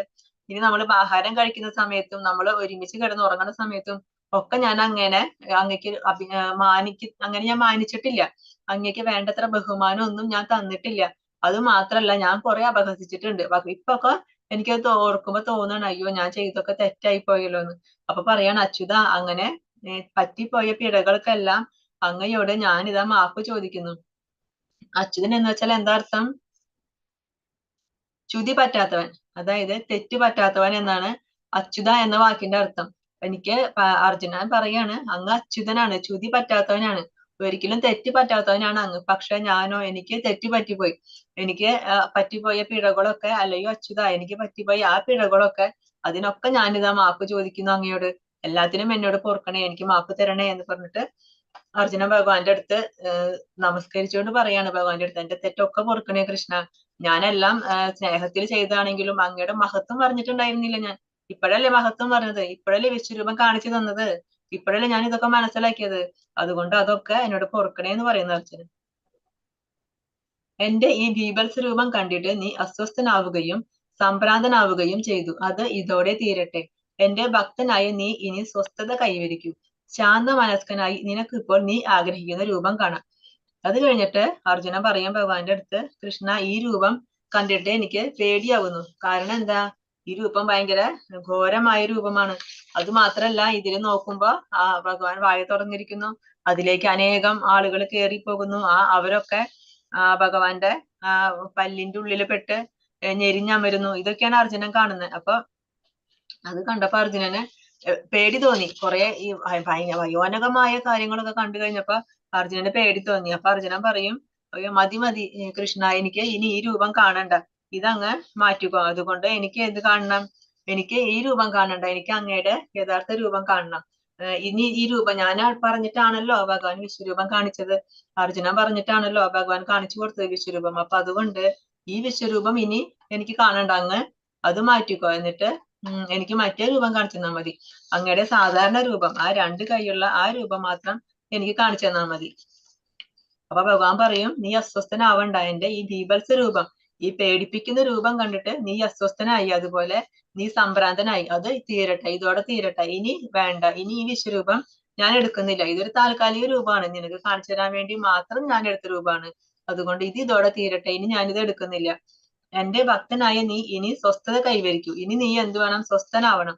അതുകൊണ്ട് നിന്റെ മനസ്സ് ശാന്തത കൈവരിക്കണം. നീ ശാന്ത മനസ്കനായി നിനക്കിപ്പൊ നീ ആഗ്രഹിക്കുന്ന രൂപം ഏതാണോ ആ രൂപം ഞാൻ കാണിച്ചു തരാം. അപ്പൊ ഭഗവാന്റെ യഥാർത്ഥ രൂപം ഏതാണ്? ശാശ്വതമായ രൂപം, രണ്ട് കൈയുള്ള രൂപമാണ് ഭഗവാന്റെ ശാശ്വതമായ രൂപം. പക്ഷെ ആ രൂപം എല്ലാവർക്കും കാണാനും പറ്റില്ല. അത് കാണണമെങ്കിലും അതിന് ക്വാളിഫിക്കേഷൻ ഉണ്ട്. ഭഗവാൻ പറഞ്ഞ ദേവന്മാർക്ക് പോലും ആ രൂപം കാണാൻ ബുദ്ധിമുട്ടാണെന്നാ പറയുന്നത്. സഞ്ജയൻ ധൃതരാഷ്ട്രരോട് പറഞ്ഞു. ഇങ്ങനെ അർജുനനോട് പറഞ്ഞിട്ട് പരമദിവ്യോത്തമ പുരുഷനായ കൃഷ്ണൻ തന്റെ യഥാർത്ഥമായ ചതുർഭുജ രൂപം കാണിച്ചു. അപ്പൊ ഭഗവാൻ എന്ത് ചെയ്തു? ഭഗവാന് വിഷ്ണു രൂപം കാണിച്ചു. വിഷ്ണു രൂപം എങ്ങനെയുള്ളതാ? ചതുർഭുജ രൂപം, 4 കൈകള്, ശംഖ്, ചക്ര, ഗദ, പത്മം ഒക്കെ ഉള്ള ആ 4 കൈയുള്ള രൂപം. ഈ രൂപമാണ് ദേവന്മാര് കാണുന്നത്. ദേവന്മാർക്ക് മാക്സിമം ഈ രൂപം മാത്രം വരെ കാണാൻ പറ്റുള്ളൂ. ഇതിനങ്ങോട്ടുള്ള ആ ശ്രീകൃഷ്ണ രൂപം കാണാൻ ദേവന്മാർക്ക് പോലും അതിന് യോഗ്യതയില്ല. ദേവന്മാർക്ക് പോലും അതിന് സാധിക്കില്ല. അത്രയും പരമഗുഹ്യമാണ് ഭഗവാന്റെ ആ രൂപം. ഇപ്പൊ ദേവന്മാരെപ്പോഴും കാണുന്നത് ഏതാ? ഈ 4 കൈയുള്ള രൂപം. ഇതും കാണാൻ ദേവന്മാർക്ക് ബുദ്ധിമുട്ടാണെന്നാ പറയുന്നത്. കാരണം ഭഗവാൻ അത്ര പെട്ടെന്നൊന്നും ആർക്കും കാണാൻ സാധിക്കില്ല. അപ്പൊ സഞ്ജയൻ പറഞ്ഞു കൊടുക്കാണല്ലേ, ധൃതരാഷ്ട്രർക്ക് പറഞ്ഞു കൊടുക്കേണ്ടതാണ് ഇതൊക്കെ. അവിടെ എന്തൊക്കെയാ നടന്നത് എന്ന് ചോദിക്കുമ്പോ ആ യുദ്ധകളത്തില് നടന്നിട്ടുള്ള കാര്യങ്ങൾ ഓരോന്നോരോന്നായിട്ട് പറഞ്ഞു കൊടുക്കാണ്. അപ്പൊ ഈ വിശ്വരൂപം കാണാൻ ആർക്കും കൂടെ ഭാഗ്യം കിട്ടി. ഭഗവാൻ വിശ്വരൂപം അർജുനന് കാണിച്ചു കൊടുത്തു. പക്ഷെ അത് ആർക്കും കൂടെ കാണാൻ ഭാഗ്യം കിട്ടി? സഞ്ജയനും കൂടെ ഭാഗ്യം കിട്ടി. കാരണം എന്താ? സഞ്ജയന് ദിവ്യദൃഷ്ടി കൊടുത്തിട്ടുണ്ടായിരുന്നു വ്യാസൻ മുമ്പേ തന്നെ. അതുകൊണ്ട് സഞ്ജയനും ഈ വിശ്വരൂപം കാണാനുള്ള ഭാഗ്യം കിട്ടി. അപ്പൊ അത് കണ്ടു കഴിഞ്ഞിട്ട് സഞ്ജയൻ പറയാണ് ധൃതരാഷ്ട്രരോട്, അങ്ങനെ അർജുനനെ ഭഗവാൻ വിശ്വരൂപം കാണിച്ചു കൊടുത്തു. അത് കഴിഞ്ഞിട്ട് അർജുനൻ പറഞ്ഞു, മതി കൃഷ്ണ, എനിക്കിനി ഈ രൂപം കാണണ്ട, എനിക്ക് സാധാരണ രൂപം കണ്ടാൽ മതി എന്ന് പറഞ്ഞപ്പോ ഭഗവാൻ ചതുർഭുജ രൂപം കാണിച്ചു കൊടുത്തു. ഇതൊക്കെ ആരും കൂടെ കാണുന്നുണ്ട്? സഞ്ജയനും കൂടെ കാണുന്നുണ്ട്. കാരണം 2 പേർക്കും ദിവ്യദൃഷ്ടി ഉണ്ട് ഇപ്പൊ. അപ്പൊ സഞ്ജയന് അതിനുള്ള ഭാഗ്യം കിട്ടി. സഞ്ജയനും ഒരു ഭക്തനായിരുന്നു അല്ലെ, നല്ല ഭഗവാന്റെ നല്ല ഭക്തനാണ്. അതുകൊണ്ട് സഞ്ജയനും ആ രൂപം കാണാൻ പറ്റി. മാത്രല്ല ഭക്തന്റെ കാരുണ്യം, വ്യാസന്റെ കാരുണ്യം കൊണ്ട് സഞ്ജയന് അതിന് സാധിച്ചു. പിന്നീട് ഭീതനായിരുന്ന അർജുനന് ധൈര്യം വരുത്തുവാനായി 2 കൈകളോട് കൂടിയ തന്റെ സാധാരണ രൂപം കൈക്കൊള്ളുകയും ചെയ്തു. അപ്പൊ അത് കഴിഞ്ഞാൽ ആദ്യം ഈ വിശ്വരൂപത്തിൽ നിന്ന് ഭഗവാൻ ആദ്യം 4 കൈയുള്ള രൂപത്തിലേക്ക് വന്നു. അങ്ങനെ ആ 4 കൈയുള്ള രൂപം കാണിച്ചു കൊടുത്തു. അത് കഴിഞ്ഞിട്ട് അർജുനന് ഏറ്റവും ഇഷ്ടം ഏതാ? ദ്വിഭുജ രൂപം. അപ്പൊ ഭഗവാൻ എന്ത് ചെയ്തു? വീണ്ടും അർജുനന് ധൈര്യം വരുത്താനായിട്ട് വീണ്ടും തന്റെ സാധാരണ രൂപം, ആ 2 കൈകളോട് കൂടിയ തന്റെ സാധാരണ രൂപം കൈകൊണ്ടു.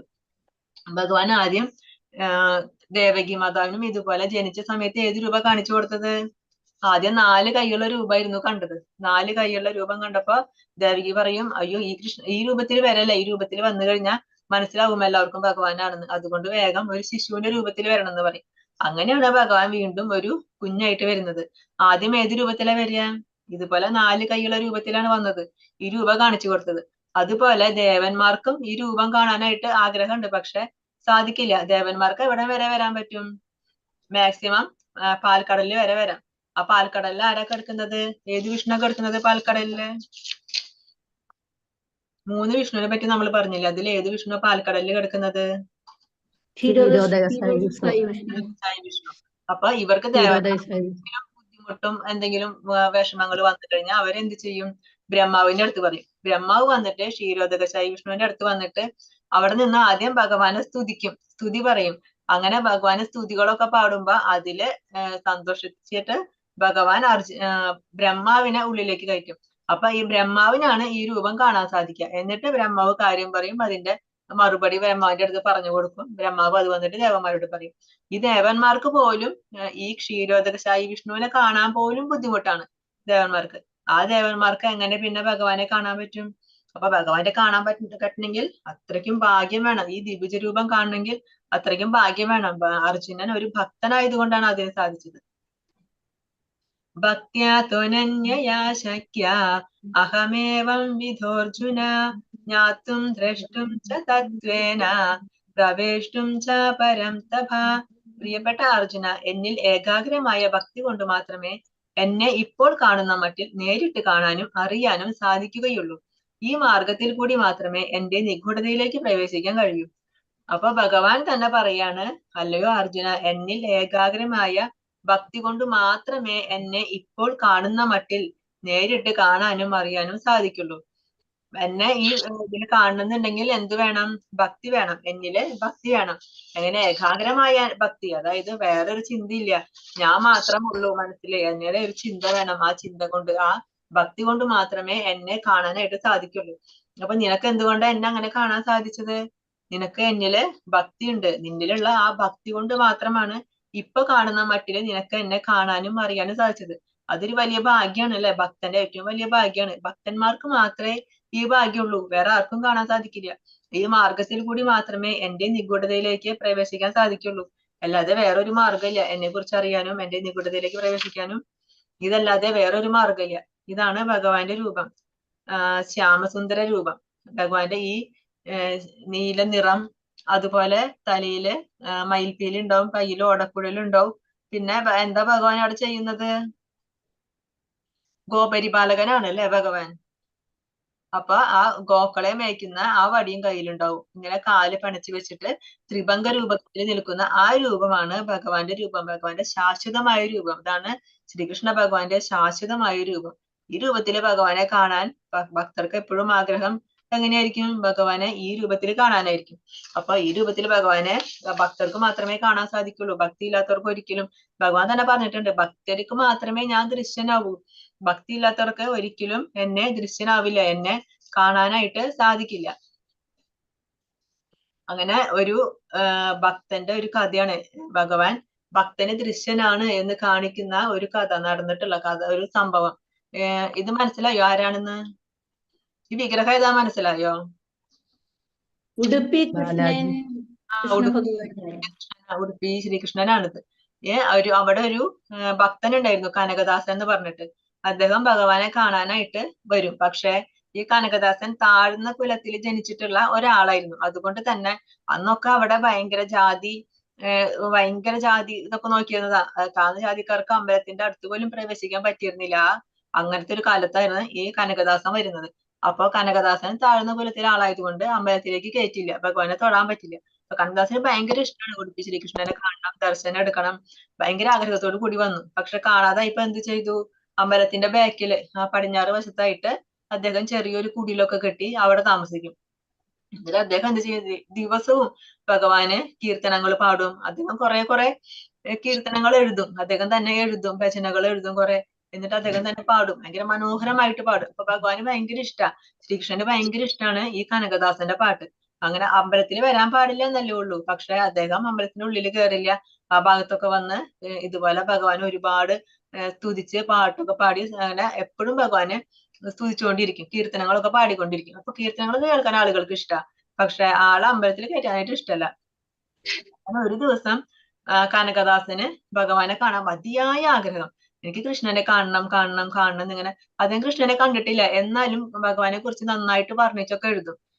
പക്ഷെ അദ്ദേഹത്തിന് ആഗ്രഹം കാണുന്നത്. അങ്ങനെ അദ്ദേഹം നോക്കുമ്പോ അദ്ദേഹത്തിന് തോന്നുകയാണ്, എന്നെ ഭഗവാൻ വിളിക്കുന്നുണ്ട്, ഉള്ളിലേക്ക് വരാൻ വിളിക്കുന്നുണ്ട് എന്ന് പറഞ്ഞിട്ട് അദ്ദേഹത്തിന് തോന്നിയിട്ട് അദ്ദേഹം ഉള്ളിലേക്ക് കടക്കുകയാണ് അമ്പലത്തിന്റെ. പക്ഷെ ഭഗവാനെ ദർശിക്കാനായിട്ട് സാധിക്കില്ല. അദ്ദേഹം ഉള്ളിലേക്ക് കടന്ന് ഭഗവാനെ തൊഴാൻ പോകുമ്പോഴേക്കും അവിടെയുള്ള ആളുകളൊക്കെ പിടികൂടി, കണ്ടു ഇദ്ദേഹത്തെ. അപ്പോഴേക്കും പിടികൂടി, നീ താഴ്ന്ന കുലത്തിലുള്ള ആളല്ലേ, നിനക്ക് വരാൻ പാടില്ല എന്ന് അറിയില്ലേ, അമ്പലമൊക്കെ അശുദ്ധിയാക്കി എന്ന് പറഞ്ഞിട്ട് അദ്ദേഹത്തെ പിടിച്ചു വലിച്ചു കൊണ്ടുപോയി ഈ അമ്പലത്തിന്റെ ബാക്ക് സൈഡില് കൊണ്ടുപോയി അവിടെ തൂണിൽ കെട്ടിയിടും. എന്നിട്ട് മർദ്ദിക്കും, ഒരുപാട് മർദ്ദിക്കും. അമ്പലം മുഴുവൻ അശുദ്ധാക്കി, ഇനി അമ്പലം മുഴുവൻ ശുദ്ധാക്കണം, അതിന് ഒരുപാട് സമയം വരും, നീ സമയം കളഞ്ഞു എന്നൊക്കെ പറഞ്ഞ് അദ്ദേഹത്തെ ഒരുപാട് അടിച്ച് തല്ലി അദ്ദേഹത്തിന് വയ്യാതാവും. അങ്ങനെ അവിടെ കിടന്നിട്ട് ഒരുപാട് തല്ലി അവർക്ക് ദേഷ്യമൊക്കെ തീർത്ത് കഴിഞ്ഞിട്ട് ആ തൂണിൽ തന്നെ കെട്ടിയിട്ടിട്ട് അവര് പോകും. അത് കഴിഞ്ഞിട്ട് അപ്പൊ ഇദ്ദേഹത്തിന് ഭയങ്കര സങ്കടമായി. കൃഷ്ണ, ഞാൻ നിന്നൊന്ന് കാണാനല്ലേ ആഗ്രഹിച്ചുള്ളൂ, നിന്റെ ദർശനം എടുക്കാനല്ലേ ഞാൻ ആഗ്രഹിച്ചുള്ളൂ, അതിനാണോ എനിക്ക് ഇത്ര വലിയ ശിക്ഷ? നിന്നെ കാണാൻ ആഗ്രഹിച്ചതിനാണോ എനിക്ക് ഇത്ര വലിയ ശിക്ഷ കിട്ടിയെന്നൊക്കെ പറഞ്ഞ് അവിടെ കിടന്ന് അദ്ദേഹം പാടി. അങ്ങനെ അവിടെ നിന്ന് അദ്ദേഹം തുതിച്ച് ഭഗവാനെ പാടിയ സമയത്ത് എന്താ സംഭവിച്ചത്? ഈ ശ്രീകൃഷ്ണൻ, ശ്രീകൃഷ്ണ ഭഗവാന്റെ വിഗ്രഹം നേരെ തിരിഞ്ഞു. കിഴക്കോട്ട് ദർശനമായിട്ടിരുന്ന ആ വിഗ്രഹം തിരിഞ്ഞു, പടിഞ്ഞാറ് ഭാഗത്താണ് കെട്ടിയിട്ടാണ്. ആ പടിഞ്ഞാറോട്ട് തിരിഞ്ഞിട്ട് അവിടുത്തെ ചുമര് പൊളിഞ്ഞു. ആ ചുമരില് വിള്ളലുണ്ടായിട്ട് പൊളിഞ്ഞു പോയിട്ട് ആ ചുമരിൽ കൂടെ ദർശനം കൊടുത്തു കനകദാസന് ഭഗവാൻ.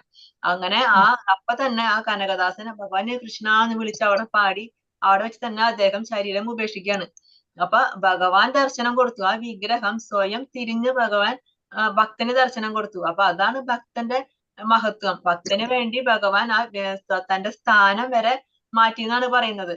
ആ പാണപ്രതിഷ്ഠയുടെ സ്ഥാനം വരെ ഭഗവാൻ മാറ്റി, ഭഗവാൻ തിരിഞ്ഞു. ഇപ്പോഴും ഉടുപ്പി കൃഷ്ണൻ ക്ഷേത്രത്തിൽ പോവുകയാണെങ്കിൽ ദർശനം ഇപ്പൊ ഈ പടിഞ്ഞാറ് ഭാഗത്താണ്. പണ്ട് കിഴക്കായിരുന്നു, ഇപ്പൊ അവിടെ അടച്ചു. ഇപ്പൊ പടിഞ്ഞാറ് ഭാഗത്താണ് ദർശനം. എത്ര പേര് പോയിട്ടുണ്ട് ഉടുപ്പി ക്ഷേത്രത്തില്? ആരും പോയിട്ടില്ലേ? പോയിട്ടുണ്ട്. അപ്പൊ അവിടെ ഒരു കുഞ്ഞ് ജനലാണ് അല്ലെ, അപ്പൊ വലിയ വാതിലല്ല. ഒരു കുഞ്ഞു ജനലിൽ കൂടിയാണ് ഭഗവാൻ ഇപ്പൊ ദർശനം കൊടുക്കുന്നത്. അപ്പൊ ആ ഭക്തന്റെ മഹത്വമാണ് പറയുന്നത്. ഭക്തൻ വിളിച്ചു കഴിഞ്ഞാൽ ഭഗവാൻ വരും. ഭഗവാന് അങ്ങനെ ജാതി മതം ഉണ്ടോ? ഭഗവാൻ തന്നെ പറഞ്ഞിട്ടുണ്ട്, ചാതുർവർണ്ണ്യം മയാ സൃഷ്ടം. ഇതൊക്കെ ഉണ്ടാക്കിയത് ആരാണ്? ഞാൻ. എന്തിന്റെ അടിസ്ഥാനത്തില്? ഗുണകർമ്മ വിഭാഗശക, അവരുടെ ഗുണത്തിന്റെ കർമ്മത്തിന്റെ അടിസ്ഥാനത്തില്. അല്ലാതെ ഈ ജാതി ഒന്നും ഇങ്ങനെ ഉണ്ടെന്നോ ഭഗവാനെ ആർക്കും കാണാം, ഭഗവാന് ആർക്കു വേണമെങ്കിലും സേവനം ചെയ്യാം, ഭഗവാനെ ആർക്കു വേണമെങ്കിലും പൂജിക്കാം. ഭഗവാൻ അങ്ങനെ ജാതി നിയമങ്ങളൊന്നുമില്ല എന്ന് ഭഗവാൻ തന്നെ കാണിച്ചു തരാണ്. രൂപം മറച്ച് പിന്നീട് കൃഷ്ണൻ ചതുർഭുജനായ നാരായണ രൂപവും ഒടുവിൽ ദ്വിഭുജനായ സ്വരൂപവും കൈക്കൊള്ളുന്നുണ്ട്. വൈദിക സാഹിത്യത്തിൽ പറയപ്പെടുന്ന ചതുർഭുജ രൂപങ്ങളും മറ്റും ആദിമമായ ദ്വിഭുജ കൃഷ്ണ രൂപത്തിൽ നിന്ന് ഉത്ഭവിച്ചവയാണെന്ന് ഇതിൽ നിന്ന് മനസ്സിലാക്കാം. അപ്പൊ ഭഗവാൻ ആദ്യം ചതുർഭുജനായ നാരായണ രൂപം കാണിച്ചു കൊടുത്തു, പിന്നെ ദ്വിഭുജ രൂപം ശ്രീകൃഷ്ണ രൂപം കാണിച്ചു കൊടുത്തു. അപ്പൊ നമുക്ക് എന്ത് മനസ്സിലാക്കാം? ഈ ചതുർഭുജ രൂപങ്ങളെല്ലാം ആദിമമായ രൂപം, ഭഗവാന്റെ ആദ്യത്തെ രൂപം, ഭഗവാന്റെ പണ്ടേയുള്ള രൂപം ഏതാണ്? ദ്വിഭുജ കൃഷ്ണ രൂപം. അതിൽ നിന്ന് ഉത്ഭവിച്ചവയാണെന്ന് ഇതിൽ നിന്ന് മനസ്സിലാക്കാം എന്ന് പറയുന്നുണ്ട്. അപ്പൊ ഈ ചതുർഭുജ രൂപങ്ങളൊക്കെ ഏതാണ്? വിഷ്ണു രൂപങ്ങളാണ് അല്ലെ? വിഷ്ണു തത്വങ്ങള്. ആ വിഷ്ണു രൂപമൊക്കെ കൃഷ്ണനിൽ നിന്നാണ് വന്നിട്ടുള്ളത്. അപ്പൊ നമ്മൾ മുമ്പ് പഠിച്ചു, കൃഷ്ണനിൽ നിന്നാണ് വിസ്തരിച്ചതാണ് കാരണോദകശായി വിഷ്ണു, പിന്നെ അതിൽ നിന്ന് ഗർഭോദകശായി വിഷ്ണു, അതിൽ നിന്ന് ക്ഷീരോദകശായി വിഷ്ണു നമ്മൾ മുമ്പ് പഠിച്ചിട്ടുണ്ട്. അപ്പൊ അത് തന്നെയാണ് ഇവിടെയും പറയുന്നത്. ഈ ചതുർഭുജ രൂപങ്ങളൊക്കെ എവിടുന്നാ വന്നിട്ടുള്ളത്? ആ രണ്ട് കൈയുള്ള ആ കൃഷ്ണ രൂപത്തിൽ നിന്നാണ് ഈ ചതുർഭുജ രൂപങ്ങളും ഈ വിഷ്ണു രൂപങ്ങളും ഈ മഹാവിഷ്ണു ഒക്കെ വന്നിട്ടുള്ളത്. അതിൽ നിന്നാണെന്ന് മനസ്സിലാക്കാന്ന് ഇതിൽ തന്നെ പറഞ്ഞിട്ടുണ്ട്.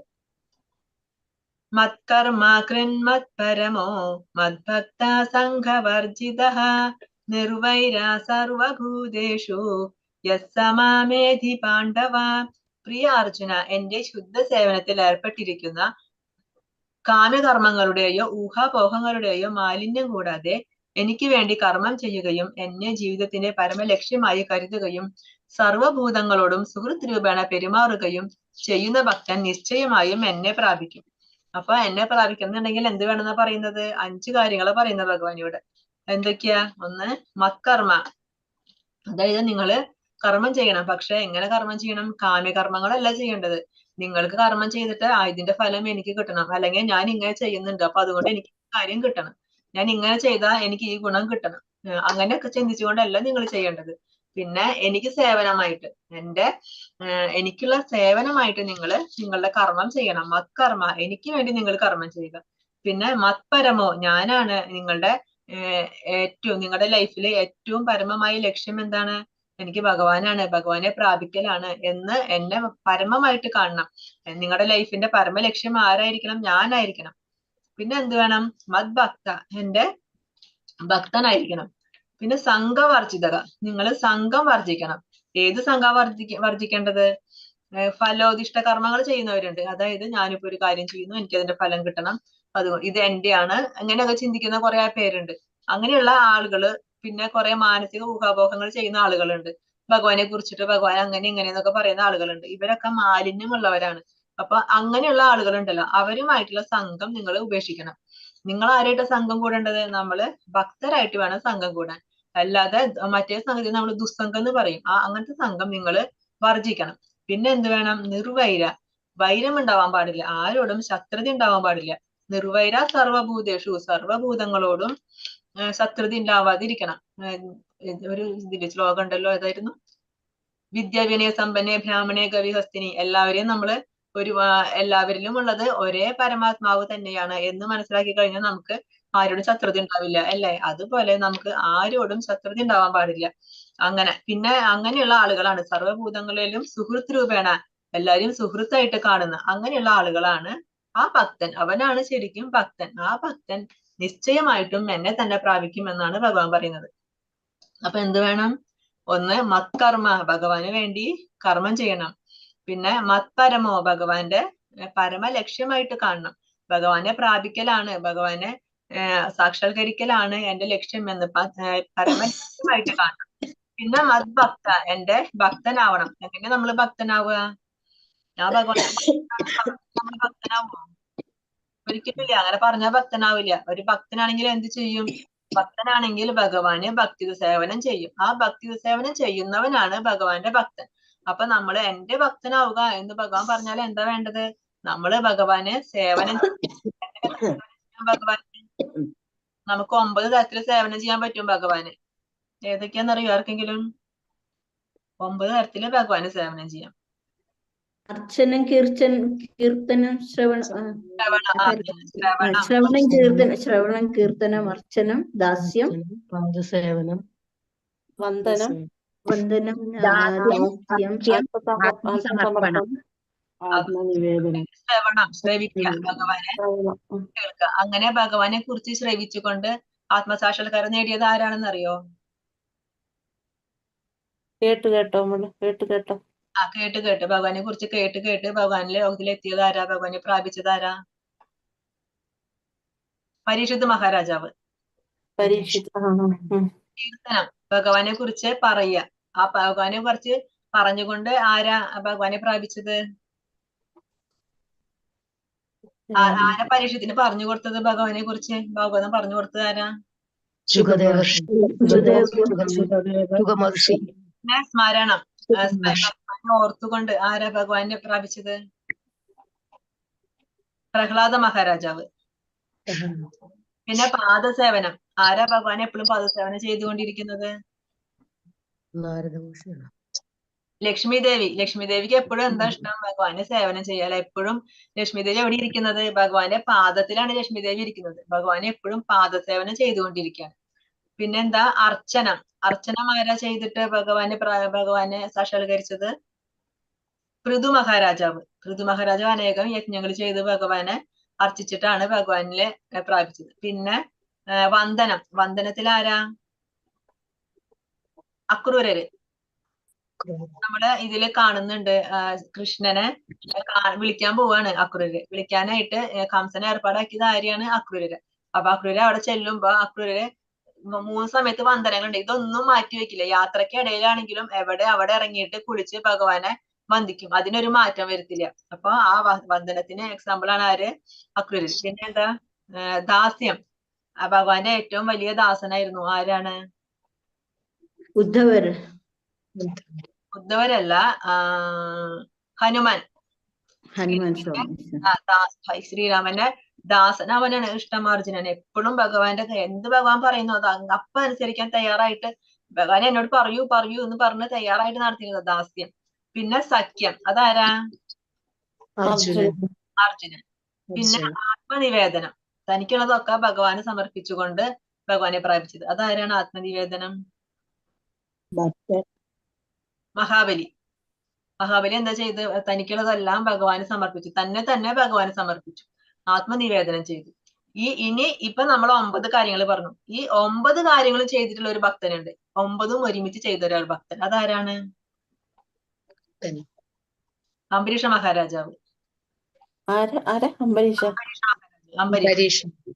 അംബരീഷൻ ഈ 9 തരത്തിലും ഭഗവാനെ പ്രാർത്ഥിച്ചിരുന്നു.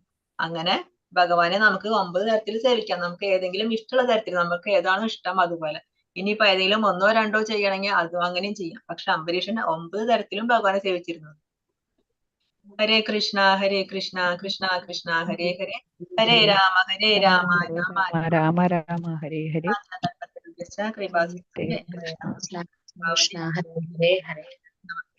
ഹരേ രാമ രാമ രാമ ഹരേ ഹരേ, ഹരേ കൃഷ്ണ കൃഷ്ണ കൃഷ്ണ ഹരേ ഹരേ.